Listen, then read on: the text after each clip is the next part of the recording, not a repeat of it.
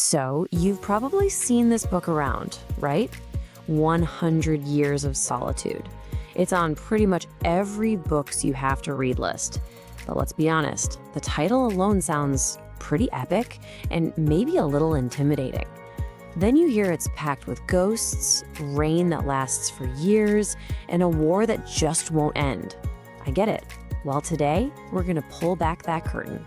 We're going to decode the magic, the myth, and the meaning of this absolute masterpiece. And where does a story this wild even begin? Well, it starts with a dream. Of course it does. The family patriarch, Jose Arcadio Buendía, is literally on the run from a ghost when he dreams an entire city into being. This single vision of a place called Macondo, well, it sets the stage for everything. It's our first big clue that we're entering a world where the line between what's real and what's dreamed isn't just blurry, it's completely gone. Okay, so how are we going to tackle this? We're going to journey through Macondo by looking at 5 huge ideas.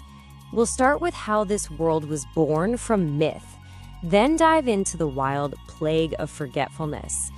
After that, we'll talk about the solitude of war, what happens when reality itself just unravels, and finally, we'll get to its unavoidable fate. So, let's start at the very beginning. A world born from myth, where the impossible is just ordinary. And you have to understand, Macondo isn't a place you're going to find on a map. It's more of a state of mind, a world built from the ground up on pure myth, where the laws of physics feel more like friendly suggestions. Now, there's a term for this style, magical realism. And the key part of that isn't the magical, it's how the characters treat it as realism. Because in Macondo, when something totally impossible happens, nobody bats an eye. A ghost haunting the family? That's not a crisis of faith. It's a practical problem, kind of like a leaking roof you need to fix. Understanding this, that the magical is just normal, is the key to unlocking the entire story. And the town's origins are just steeped in this strangeness. I mean, it's founded because Jose Arcadio Buendía is trying to escape the ghost of a man he killed. The first outsiders to find the place, a group of gypsies, don't use a map, they literally follow the song of birds to get there. And then there's the enormous Spanish galleon they find, perfectly intact, just sitting in the middle of the jungle, miles from the sea. These aren't just quirky details. They are the laws of this new world. But then, right in the middle of all this magic, the family's matriarch, Ursula, brings us crashing right back down to earth with this line.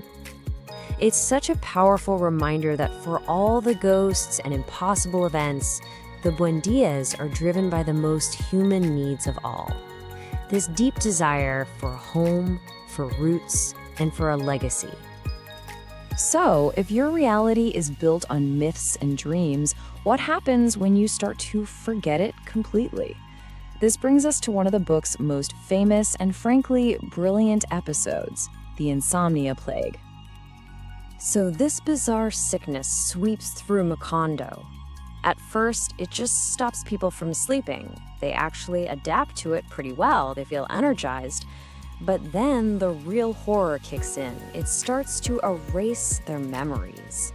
Not just of their past, but of the names and functions of everyday things. To fight this slide into nothingness, Aureliano comes up with a system. At first, it's simple. He labels an object with its name. Soon, everything has a label. But he realizes that knowing a thing's name isn't enough if you forget what it's for. And that's when you get to the cow. That sign isn't just a label. It's a desperate instruction manual for reality itself. A last stand against the encroaching emptiness. From that town-wide struggle against forgetting, the story then zooms in on a deeply personal struggle.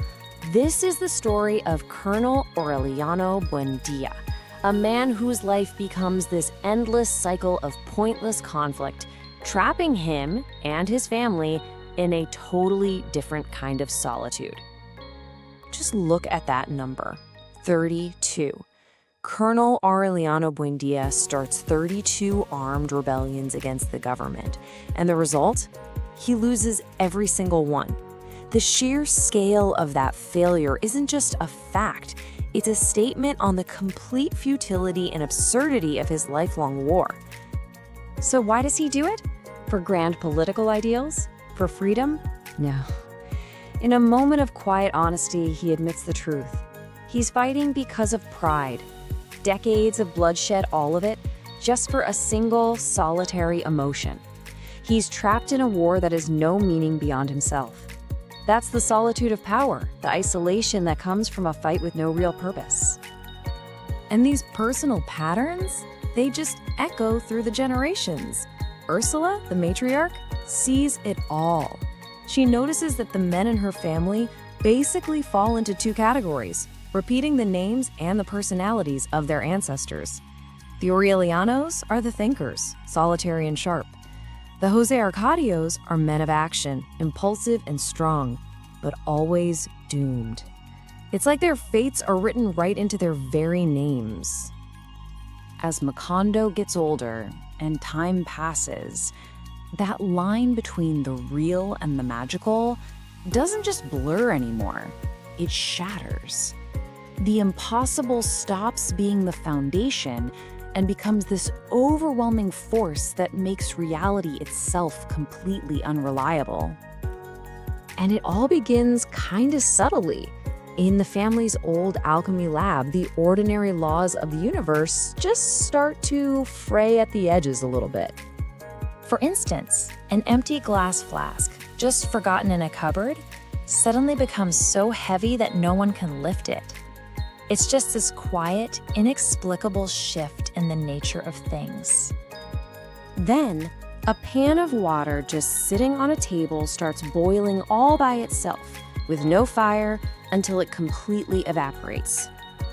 It's as if the mundane world itself is actively rebelling against its own rules. And this all culminates in maybe the most famous image from the entire novel. The impossibly beautiful Remedios the Beauty is outside folding sheets when she just ascends into the sky and disappears forever. Her family's reaction? They don't see a miracle. They're mostly just annoyed that she took the good bed sheets with her. That right there is magical realism at its absolute peak. So all of these threads, the myths, the forgetting, the repetitive wars, they're all spiraling towards the novel's final grand theme, the idea that time isn't a line but a circle. And for the Buendias, fate is absolutely unavoidable. That theme of memory gets tested in the most brutal way imaginable. Jose Arcadio II survives a real-world massacre of striking banana workers. But when he tries to tell people what happened, he finds that the official history is nothing happened. The government denies it, the textbooks ignore it, and soon the entire town accepts the lie. History is erased and reality gets rewritten by those in power. This leads to one of the book's most profound realizations. The history of the family wasn't a story at all.